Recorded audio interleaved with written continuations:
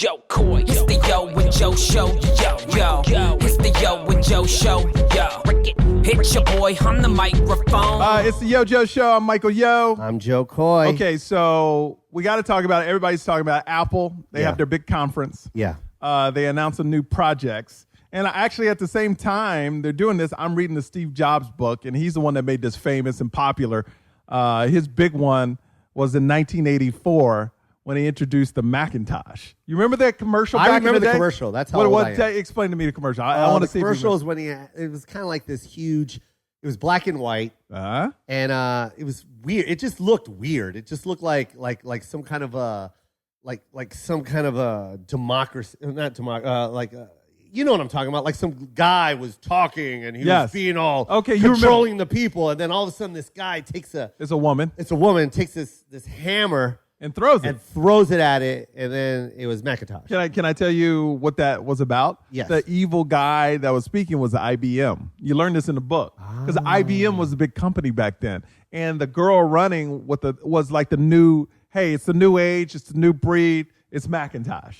Wow. So that's what that commercial was for. And Steve Jobs premiered it at their conference, and now it's huge. You know, it's a big production, and he made that famous. But he's crazy. Can I interrupt? I'm sorry. Yeah. But was he a computer genius? No, he wasn't. He was a marketing genius. He was a marketing genius. That's what I found out. But not just marketing. Creative genius. Yeah. Creative. Steve Wozniak is the one that created everything. Wow. But it was Steve Jobs that was like, we should turn this computer into a phone. And Wozniak was the one that said, if it wasn't for Steve, he still have a hold of all this stuff in his basement.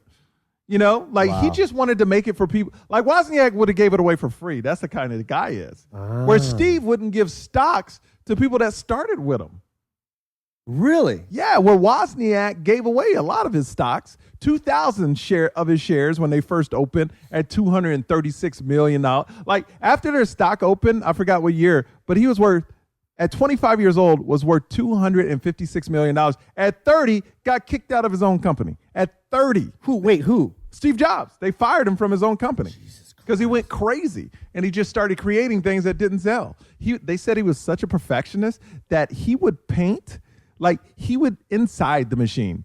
It had to be so put together and meticulous because even though nobody would see it, he's that guy. And he was overpowering people with that. It would take longer to do things with him. And he just yelled at people. He screamed at people. And you know, it's funny. I was talking to my boss today. I said, if Steve Jobs was around today, if Steve Jobs was huge in the days of social media, he wouldn't have been around that long. Because people would have tweeted about him. It would have been angry posts. Everybody's too sensitive now. That was a time, just 1984 was a time where you could yell at people, say all types of things to them, and you didn't quit. Now, you put them on social media blast, it's done. Steve Jobs would not survive in today's society. Yeah, he would have. No. Why not? Why not? Joe, when you read the book, creative genius, but monster to people.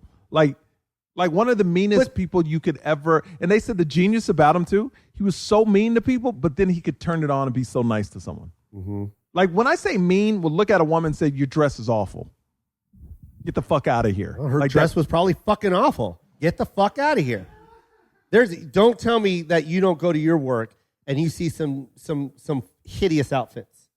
Be honest. We're not saying names. Yeah, I am not going to say anybody. Go change. It's awful.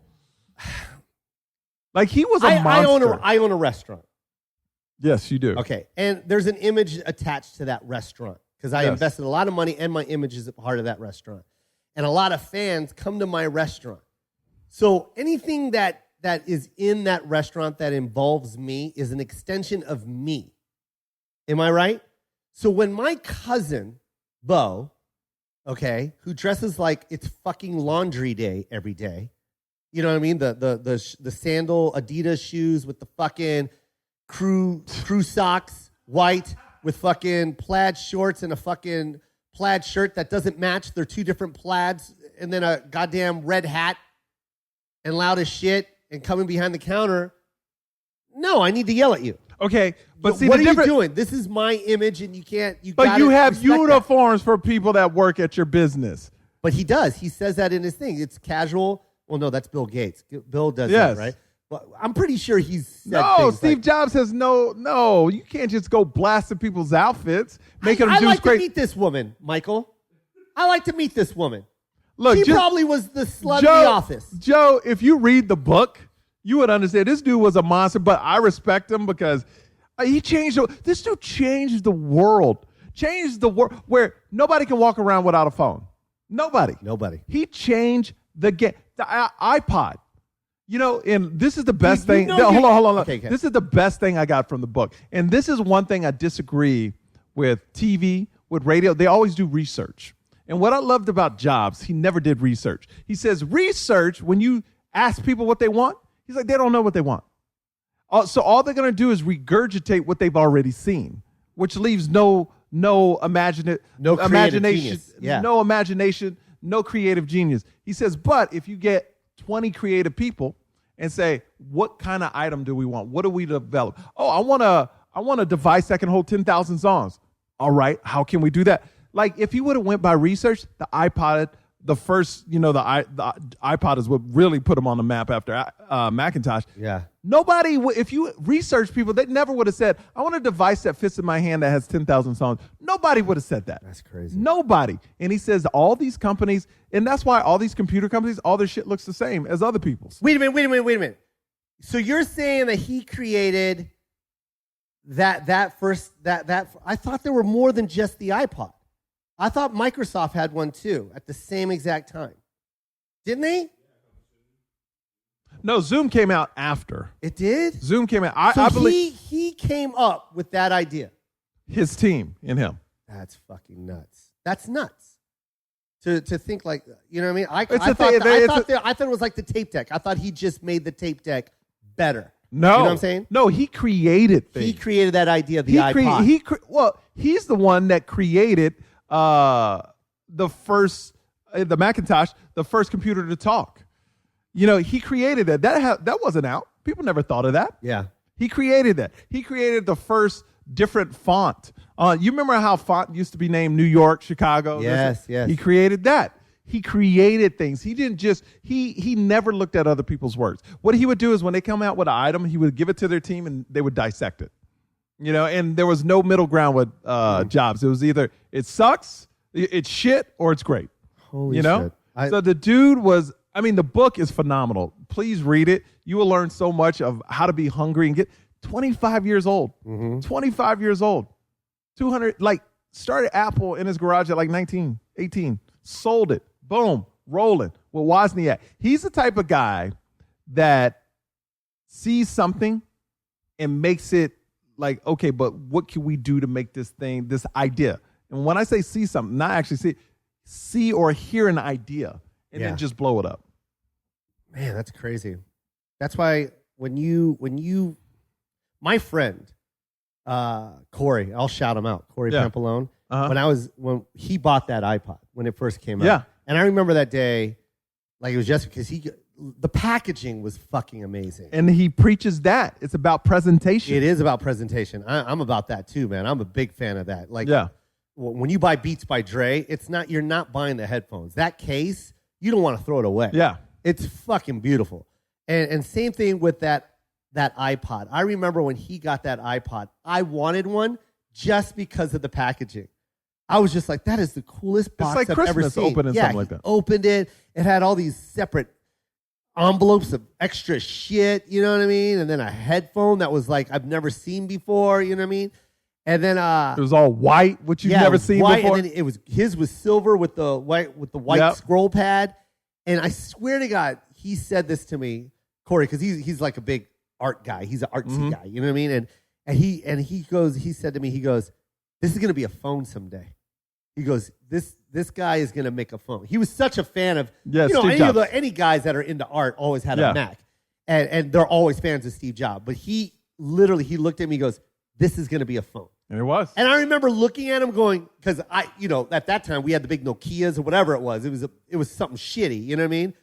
And I was like, yeah, right, bro. That could never be a fucking phone. Because at that time you had a cord you got to pull around. Yeah, man. Dude, fucking maybe 4 years later? It went by fast. I remember it was going by fast, lightning speed. And next thing you know, it was a phone. 2007, they introduced the iPhone. And that's only... When did the iPod come out? I can't remember. Damn. I want to say 2001. So, yeah, it was 6 years. 6 years. But listen to this. Listen to this. iPhone. Now that I say it out loud, came out in 2007. That's just 8 years ago. That's just 8 years ago. Under 10 years.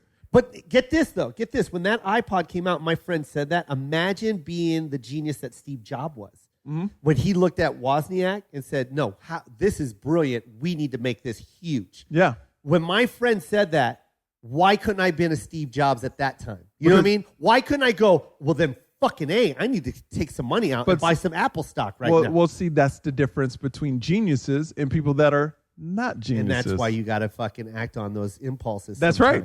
That's why you got to take risks. Donald Trump says it all the time. You know, he's failed several times, but he's also succeeded several times. The thing is, you have to gamble. You have to risk it. And there's a shit ton of us that like to sit back and they're comfortable. And there's a lot of people that are like, no, I'm going to invest in this. Well, and we do it. You've done it and I've done it. We invested in it, and you know, now we need to reinvest. Yeah. Well, they have a story where after he got fired from Apple, he left Apple, he started a computer company. Steve Jobs started one called Next. Yeah. Oh, I know that one. That was a huge failure. Yeah, huge. And Ross Perot invested $20 million in it. Holy shit. You know, because Ross Perot wanted to make up for the time he lost with Bill Gates that he didn't pick up Microsoft. Bill Gates first went to Ross Perot and said, hey, I got this idea. You're like, nah. Like a couple of years later, $1 billion. What the fuck? Yeah. But why did Next do so horribly? Because once you read the book, it's very detailed. But I want to talk about what went on today. The conference. Yes. They unveiled the new iPhone 6. It's almost like they're running out of ideas. And this is how you can see the creative genius. Like Steve Jobs, to me, would have never done a conference today where the iPhone 6 would have only had that on it. All it was a 3D button. So basically now I don't have an iPhone, I have a Samsung because they're so much better. But when you have an iPhone, when you hold something down now, it just pops up. Okay. That's it. Wait. You don't have to open it. You just hold it down and the information pops up. Huh. Wait, what are you talking about? On my phone? Yeah. So like if you have an email. Thumbprint, you mean? No, if you have an email, you know normally you would tap it and it would open up. Now you just hold it down and you can preview it. I don't know if I like that. Yeah. But I might accidentally touch it and then I will say this, what's cool now, every photo you Banger take. Bus opens. Banger Bus. Every photo you take now is a second jib. Every photo that you take. So you take a normal photo, yeah, it's a second of movement to it. I don't understand that. It looks pretty. Have you seen a GIF, how it goes like this? Like when you can go, it gets your movement right before. Like if I was to take a picture of water, a fountain. Yeah. You take a picture, it would be a still picture, but when you hold it down, it would show the water moving a second before you took it. And it adds and that was really it. The iPad, they're coming out with a 13-inch iPad, which a lot of people are excited about. But it has a pencil now, or a stylus, I guess. And Steve Jobs in 1984 said, Apple better not ever use a pencil or a stylus because it's not clean. He says, who wants to carry one of those around? And so that's something that went against him. And what is that? Oh, but I tell you what's dope. Apple TV. Ridiculous. Why? It's just so next level. Like you can watch normal TV on it. You can watch apps. They're going to have apps where you can actually play games on it or do anything you could do on your phone. You can do on your Apple TV. You could talk to it. Siri. It's now all through Siri. You can be like, I want this. Boom, it pops up. It's ridiculous. I never bought into the Apple TV thing. Oh my God, it's the best. I love Apple TV. Love it. It is that good. They're making special apps for this new one. Like you could be like, I got kids. What's a good movie to watch with them? And it brings up all these options of kid movies. Wow. I got this. Hey, what games are on? It's like Siri in your TV, which scares me. But it's like Google, man. When it's time to leave work, it pops up automatically. Hey, you need to go home. Your route is 20 minutes away. It like knows you're scared. It's scary, man. It's scary. But I know it is kind of scary, man. What scares you about technology? Anything? You know what's cool about my son is he's not part of this age that I thought he was gonna be. Like I really thought he was gonna be like never leaving the house, eating Cheetos, playing video games all day. Well, he does eat the Cheetos. He does eat the Cheetos, but my son loves to play outside. Well, I think it's going backwards. Like, we used to love to play outside. I think everything comes we back used around. to love playing outside because we had no options. And then when video games came on, we went inside. But I think it's a cycle now. But we always talk about kids that are never outside. I think it comes back around where kids are like, oh, no, let's go outside. Because they're so used to the video games now. Yeah. It's not cool anymore. But my son's cousins, all of them are huge computer nerds. You know what I mean? They play the World of Warcraft and all those games where you have to buy extra, I have to buy them game cards, you know what I mean? Like Google cards for like $200 so they continue this pursuit of happiness online, you know what I mean? And then they have the PS4s and the Xbox 360s, and they got all of that shit. My son still has a PS3 that he hasn't used in a year. Yeah, I remember he used to always play it in here. Now I never see him even use it. He doesn't even use it. My son loves outdoor sports. Like and I'm so fucking And that's why thankful. he's thin, and that's why he's in shape. Yeah. Well, And God bless it. And that's the only thing that scared me, for your question. That was the only thing I was scared of about this technology, because I felt like it was breeding a breed of people to stay at home. Like the online shopping, I'm anti. I hate it. I don't understand it. Even though as convenient as they make it, we'll make sure that we'll send a return envelope and you get 100% your money back if you order online. And I'm like, nah, I like to go in and touch it, feel it. You know what I mean? I like to try it on. But you realize it's not going to be like that in the future, man. The whole world is moving to a point where everybody's going to be hermits, staying in their house. It's crazy. But it's like in New York, like when it's cold or snowing and there's no season, nobody wants to go outside. Everything comes to you. It's going to become like that, man. Nobody's going to go out. Nobody's going to talk. We're going, like I call it devolving. Like we're going backwards, man. That's scary. Don't say that to me. We don't talk anymore. We text. How many times you get a phone call, put it to voicemail, and then they're like, what you want? Because you don't want to talk, man. Why is that? Like we're going back to caveman days. Like they didn't know how to write. 50 years from now, kids are not going to know cursive anymore. No. It was mandatory for my son to have an iPod in his school. It was mandatory. It's mandatory? Mandatory. An iPod? Not iPod. I'm sorry, iPad. Oh, because they put all the class stuff on They put all the class stuff on the iPad. Yep. And they have work books and shit off of the iPad. Well, see, that makes sense to me, though. You know what I mean? That makes sense. Because you're not wasting paper, all this stuff. I get that. But the thing that trips me out is the tracking and all that stuff with your phone. Like, they know your habits better than you. I read a research that said Facebook could take your profile and your tracking and know you better than your friends. Actually, that makes sense. Because your Facebook, and I say this 1,000 times, is a blueprint of you. Yeah. You are literally creating your own blueprint online. That's why I keep telling these girls, and I always specifically say it to girls because, they do a lot of crazy shit. They do crazier shit than guys. Let's just be honest. They do. All right? Naked selfies and all that shit, and they post that shit on Facebook.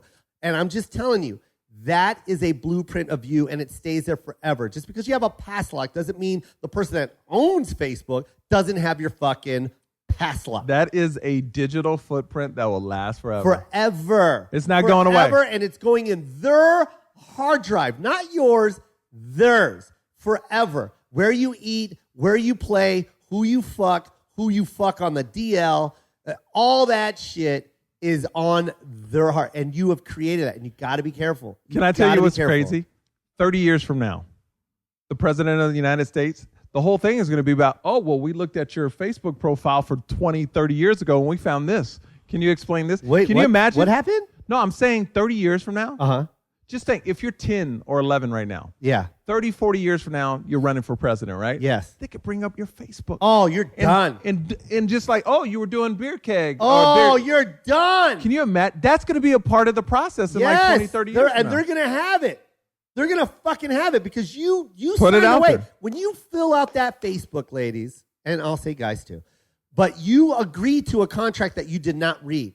Basically saying they own all of this information. Everything. You didn't read it because you really wanted to hurry up and put up that fucking asshole shot from Hawaii. There's asshole shots? I'm just saying, man. I'm just saying. Be careful. It's gonna fucking bite you in the ass, man. Okay, let me tell you, that's how a lot of people interview people now. They will get the name, because I'm with managers all the time. What's the first thing they do? Look you up on Facebook, your Instagram, and Twitter to see what you're all about before you even walk in the room. Before they even take the interview with you, they will go through your profiles. Yes. And I used to, there was this girl I was trying to help out. She always put these like little, not nudie pics, but like bathing suit pics with her friends showing off their butts and stuff like that. Holding beer. Holding at a beer. fucking beer party. You know, like partying. And I'm like, you realize nobody in the industry is going to take you seriously. Yeah. Especially when they look you up. You need to take that down. And as soon as she took it down, 2 months from then, she got hired. Of She was course. struggling because people don't want to see that. No one wants that. And then not only that, it doesn't fit your character, No. the person that comes in for the interview. You can put on your best dress and act the most innocent of all. All it takes is one photo on that fucking Facebook. And you're like, oh, she's a liar. Yeah. That's it. Oh, my God. It's so funny, man. So, this day and age, how do you feel? I feel some great. Like I love booking travel and all that stuff on the internet, but I get really scared. I get really scared about like how people can just trace you. Yeah. You know what I mean? And I get scared how like everything is out there. Yeah. And how people can just steal stuff from you. Oh. Like money. Like I had this problem with Bank of America. Somebody stole money out of my account. And then Bank of America called me like a week later. I had to show them all this proof it was mine. They called me a week later congratulating me that they're going to return my money. Yeah. They're like, hey, congratulations. We got good news. We're putting your money back. I was like, really? It was my money. Well, thank you. Yeah. I was Thank like, you for finding my money that you got stolen from me. stolen. I was like, you're a dick. But we got to go. Yeah, I we got to gotta get go. my son. Get your I son. hope you guys enjoyed that. That I was did. fun. I did. I had no idea Michael Yo read books. Oh, I love books. I love books. All right, so we're out. YoJo Show at Joe Koy at Go to Michael Yo. youtube.com/YoJo Show. Is it back? We're official YoJo. now. We got our own like, Yeah, man. It's like a TV show. but not. What? Oh, yeah. I'm going to be in Albany, New York. I'm in Tempe at the Tempe Improv. Ooh, Only that's 3 nice. shows. I'm going with Nick Guerra. Ooh, nice. That's a killer show. Yeah. Who you going with? Way to go, boss. Who you going with? I don't know who I'm taking. Okay. Well, I really want to go don't. with you to a show soon when I'm not. I'm in working. Chicago for 2 weeks after this. Really? Yeah. I'll go one weekend. All right, let's do it. All right. We'll see you later. Later. Hey, it's Joe Koy, and guess what? I'm Michael Yo. Yeah, Michael Yo. We do the YoJo Show, and you get it all the time at the YoJo Show on YouTube.com. They need to subscribe. Yeah, subscribe right here. That's all you gotta do. Just click that button Right there. What are you waiting for? Do it. Hurry. God. Do it.